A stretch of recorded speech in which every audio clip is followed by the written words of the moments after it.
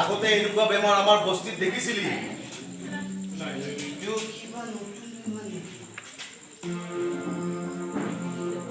এটাৰ যেতিয়া বস্তিত হ'ল তেতিয়া চবকে পাব। ৰতনৰ হ'ব, ৰতনৰ পিছত তোৰ হ'ব, তাৰ পিছত মোৰো হ'ব। কিয় তই মানুহ নহয় নেকি? তই ৰতনৰ লগত ঘূৰা ফুৰা কৰি নথকা জানো? তহঁত দুটাতো সকলোতকৈ আগতে হ'ব।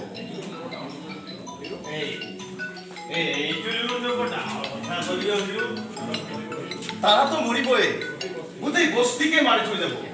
এটা এটা কৈ চব মৰিবি। তইতো ৰতনৰ খাস পাৰ্টনাৰ, তাকতো তই বৰ ভাল পাৱ। ৰতনক তাৰাৰ পৰা আঁতৰাই নান কিয়? কেনেকৈ আনিবি? তাইৰ কাৰণে সি জান দিবলৈ প্ৰস্তুত। আচলতে তাৰা কি বৰ ভাল পায়।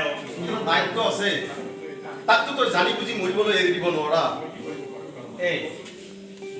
মই কি কৰিব পাৰো কচোন? তাৰাতো মৰিবই, গতিকে আজি মৰা, 2 মাহ পিছত মৰা, একেই কথা। তাৰাক যদি আমি বস্তিৰ পৰা আঁতৰাই দিব পাৰো তেন্তে চব ঠিক হৈ যাব। কিন্তু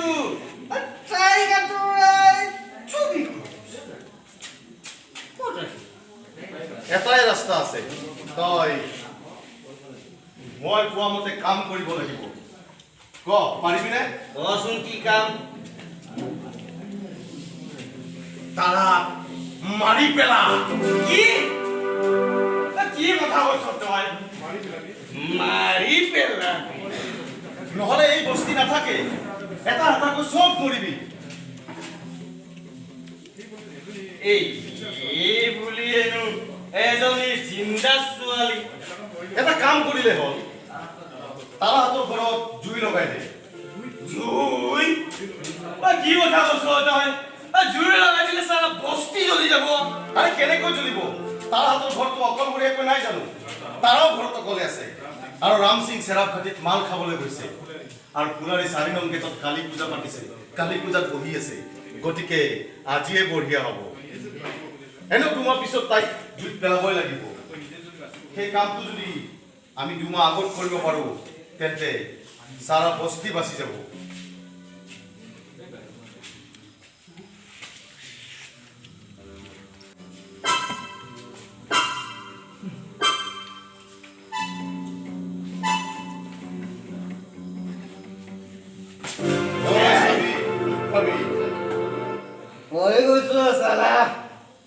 একেবাৰে নিচা লাগি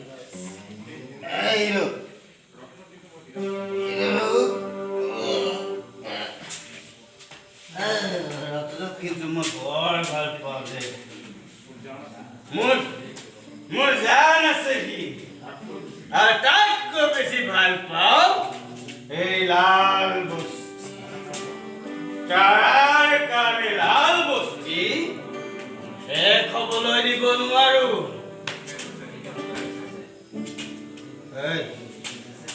মেচ আছে চলাই জুই হলা।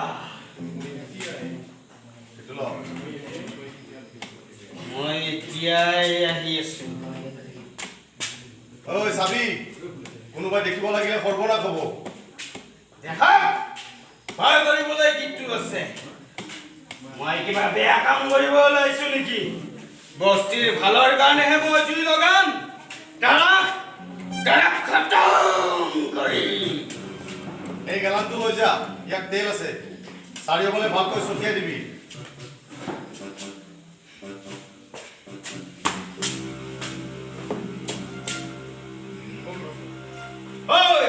ঘৰটোত যেতিয়া জুই লগা দেখিবি ফটাফট সাৰা বস্তি জ্বলাই দিবি। চাহত আছে নহয়? বিকি বাবু যা।